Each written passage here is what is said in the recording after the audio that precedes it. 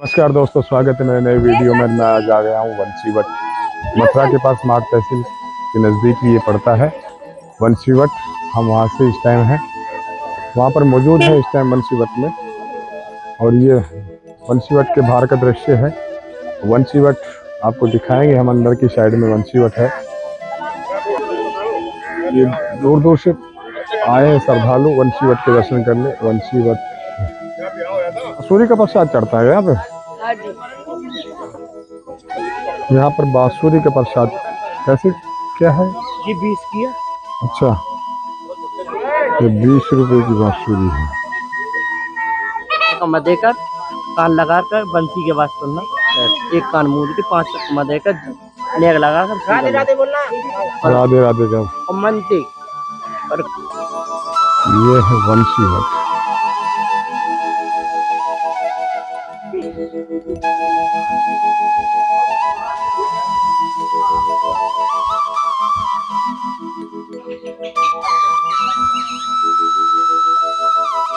ये वंशीवट है जहाँ भगवान श्री कृष्ण बैठ करके बंसी बजाया करते थे। यहाँ रास किया करते थे।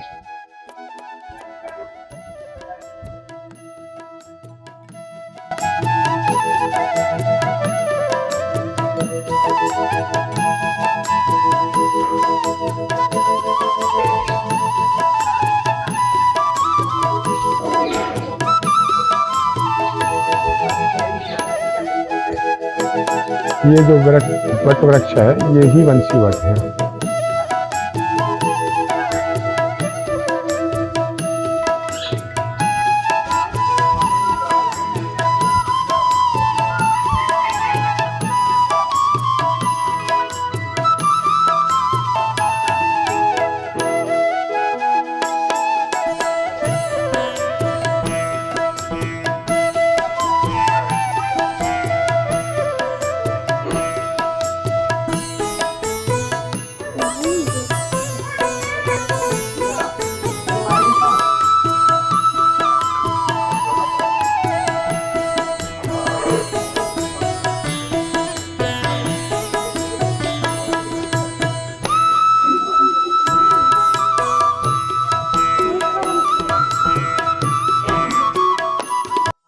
नमस्कार दोस्तों, आज हम आ गए हैं वंशीवट, मथुरा के पास माठ तहसील में ये वंशीवट पड़ता है, जहाँ भगवान श्री कृष्ण की लीलाओं से जुड़ा एक क्षेत्र है।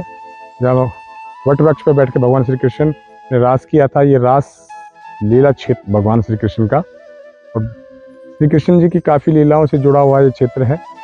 यह कहते हैं जब भगवान श्री कृष्ण ने महारास किया, उस टाइम 6 मंथ यहाँ पर दिन नहीं निकला था, रात ही हुई थी 6 महीने की। देवताओं ने पुष्प वर्षा की थी और चंद्रमा ने अमृत वर्षा की थी।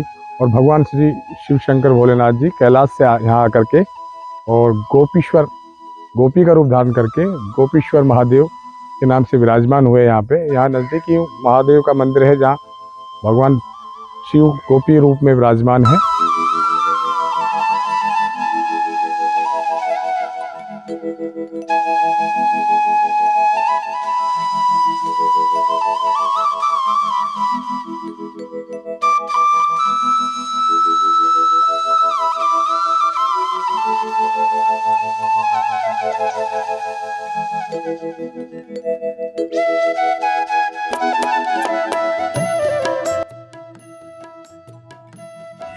ये वंशीवट का परिसर है, जहाँ सामने साधुओं की कुटिया बनी हुई है। यहाँ कुछ साधु रहते हैं जो वंशीवट की सेवा करते हैं और भगवान का भजन करते हैं। और दूर दूर से आए हुए श्रद्धालुगण हैं यहाँ पे, अपना माथा टेकते हैं और भगवान को शीश झुका करके अपनी मन्नतें मांगते हैं। ये वंशीवट परिसर का दृश्य है आपके सामने। ये लिखा हुआ है कुछ वंशीवट के बारे में। 4 पहर वंशीवट भटके।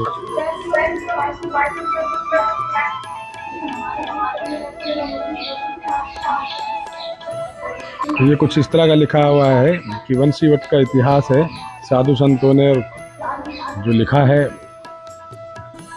ये गोचारण भूमि रही है भगवान श्री कृष्ण की, उसी के बारे में कुछ लिखा है कि यहाँ पे कैसे कैसे भगवान श्री कृष्ण ने गैया चराई, किस तरह से रास किया, इसकी जानकारी है। इस टाइम मौजूद हैं बंसीवट में। यहाँ भगवान श्री कृष्ण जब गौ चराने आते थे तो यहाँ बैठ करके और इसी वृक्ष के बैठ करके भोजन पान करते थे और अपने सखाओं के साथ। और इस जगह का इतिहास बहुत पुराना है। भगवान श्री कृष्ण यहाँ पर ही गोपियों के संग रास रचाते थे।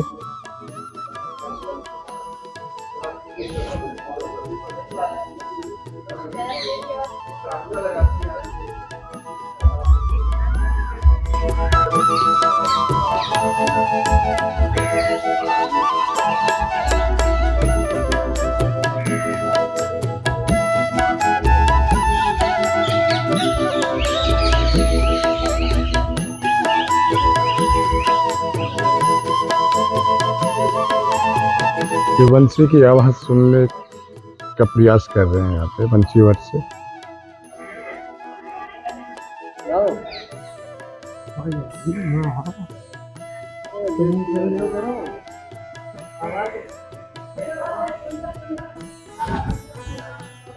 लगा के जब सुनते हैं तो बंसी की आवाज़ आती है।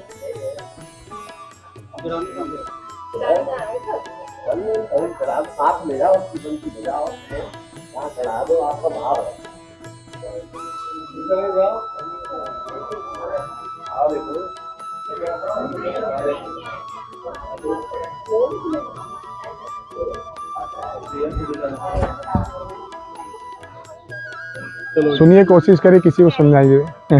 दिल से याद करो भगवान को।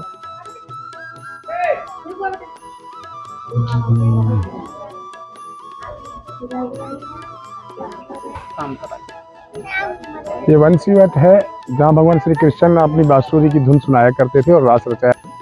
ये वृक्ष है सामने। इसका महत्व है कि ये बहुत पुराना वृक्ष है और भगवान श्री कृष्ण इसी वृक्ष पे बैठकर के बंसी का वादन किया करते थे और अपनी मुरली से गैयों को और गोपियों को रिझाने का प्रयास करते थे। और यहाँ नज़दीक ही है शामतलाई, हम आपको उसके भी दर्शन करवाएंगे अभी। नाम तो बता। चंद्रपाल, यही दुकान लगाते हो आप? सुबह शाम तक यहीं रहते हो? अच्छा, इसके बारे में क्या कहते हैं? क्या क्या जगह है इसका, इसका महत्व क्या है? बंसीवट। यहाँ बंसीवट, इसको बंसीवट क्यों कहा जाता है? पेड़ पर बट वृक्ष पर बंसी बजाई। यहाँ पर बैठकर बंसी बजाते थे। वही बंसी का आवाज आती है इस पेड़ में। कब आती है? अभी चले आओ, ये भी आ जाएगी। मैं तो नहीं है यार, तो क्या है? 5 परिक्रमा लगा के ये श्याम तलैया के नजदीक हम पहुंचे। बाबा जी, क्या महत्व है यहाँ का?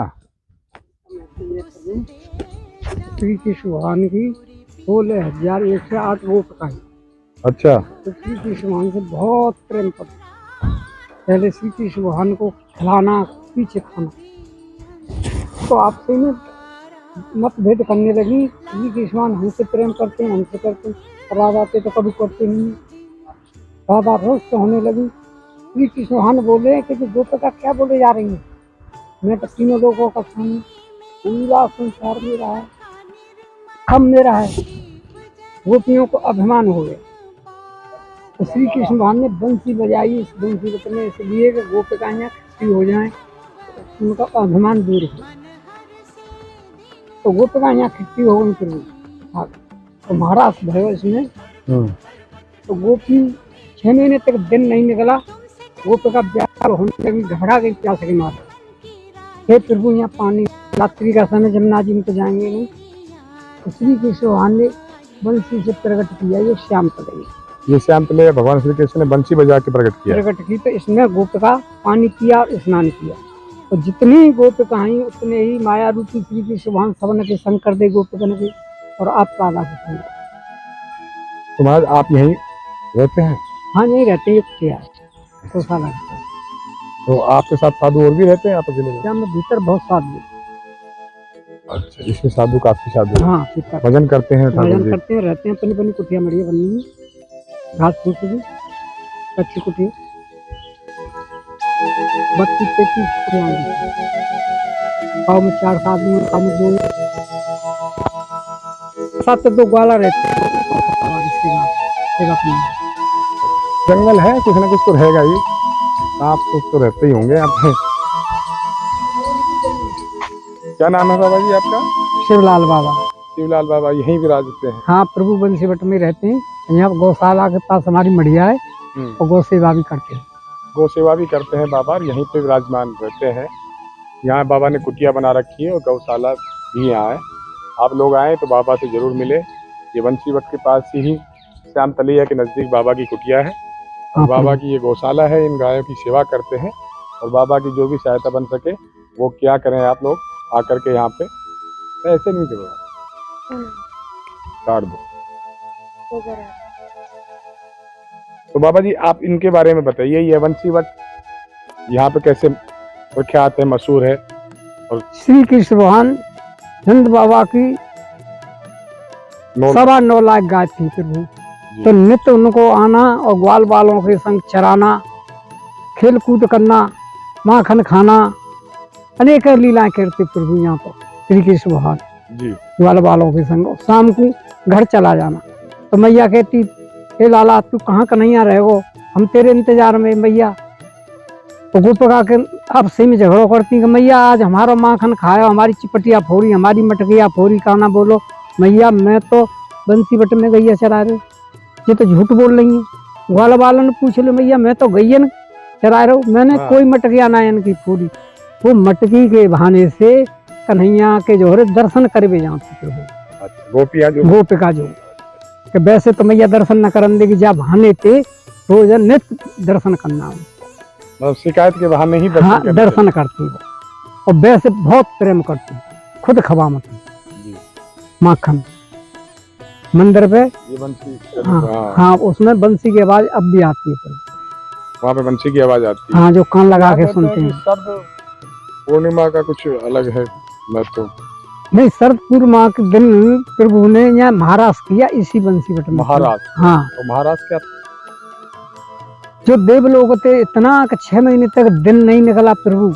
महाराष्ट्र का मतलब ये है कि बहुत घना रास हुआ गोपीजन के संग। हर गोपी संग कृष्ण। हाँ, और देवलोक थे देवता फूल बरसाने लगे, चंद्रमा अमृत बरसाने लगे। सब देवता के प्रभु की आज एक अनंत लीला हो रही है बंसीवट में राधा के संग, जब का आज तक कबू ना करी। महाराष्ट्र इसी से बोलते, इसी बंसीवट में हुआ प्रभु। ठीक है। श्री राधा ये गौशाला है।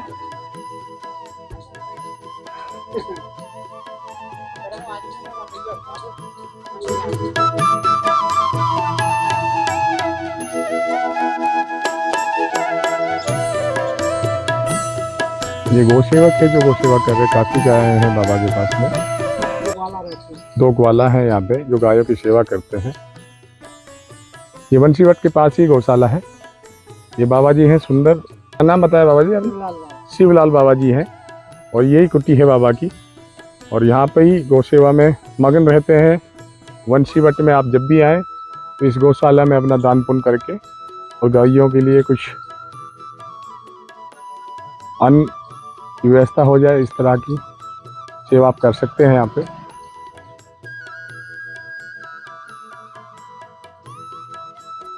सीधा माँ के दर्शन करो और फिर माँ करो। ये बाबा हैं जो भगवान की भजन करते हैं यहाँ पे और यहाँ ही बंसीवट में रहते हैं।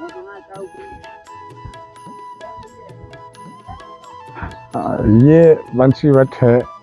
बंसीवट एक पौराणिक धार्मिक स्थल है। यहाँ पे काफ़ी साधु निवास करते हैं इस जंगल में और यहाँ पे करीब 50 कुटिया बाबा लोगों ने बना रखी है जो भगवान के भजन करते हैं और यहाँ पे ठाकुर जी की वंदना करते हैं, उनको रिझाने का प्रयास करते हैं। ये बंसीवट है, माट तहसील में नज़दीक ही पड़ता है। और ये देखिए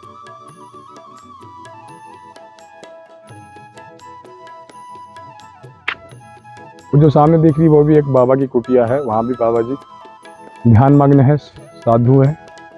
और ये देखिए काफ़ी साधु हैं इसमें।